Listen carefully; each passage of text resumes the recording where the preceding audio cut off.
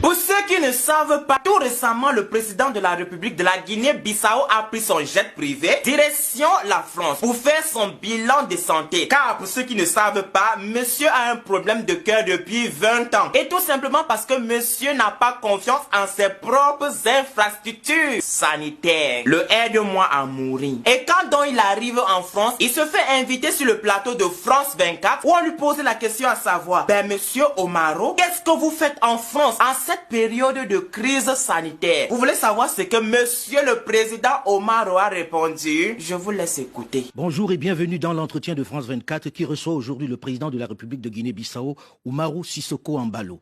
Bonjour monsieur le président. Bonjour monsieur Alain. Alors, que venez-vous faire en France à un moment où il y a une urgence sanitaire dans votre pays? Je viens faire mon contrôle médical. Comme vous savez que donc en Guinée-Bissau, malheureusement, on n'a pas assez développé en matière de santé. Ça fait 20 ans que j'ai un petit problème de cœur. C'est pour cela que je me trouve aujourd'hui en France. Vous avez de la chance, vous, de venir, et on voit de plus en plus les chefs d'État africains venir en France se soigner. Ça ne vous gêne pas de vous dire que des milliers de personnes, des millions de personnes comme vous ne peuvent pas venir et souffrent peut-être des mêmes maux?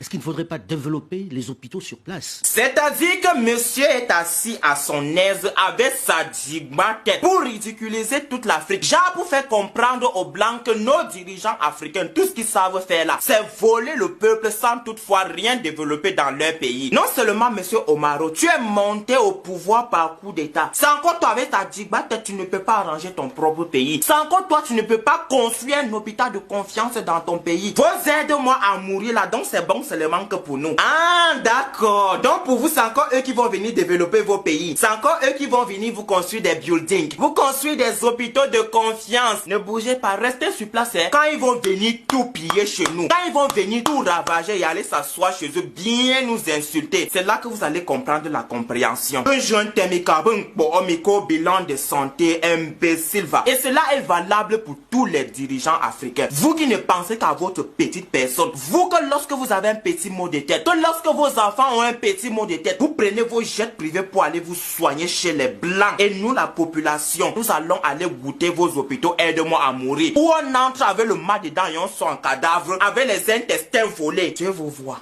Continuez sur cette même lancée. Oui, un temba me wo tita yo enembi embe ngulu maintenant. Au lieu de ngo ma Francisco, toi y a bilan de santé, mais qu'à depuis 20 ans, moi y a l'homme ton kuntite. Au lieu de dire même sur le plateau que non, tu es venu voir le petit Emmanuel Macron dans le but de sceller un contrat, dans le but de renouer d'autres bimoulet d'abord pour commencer. Vraiment, ça fait mal, hein? Ça fait très mal.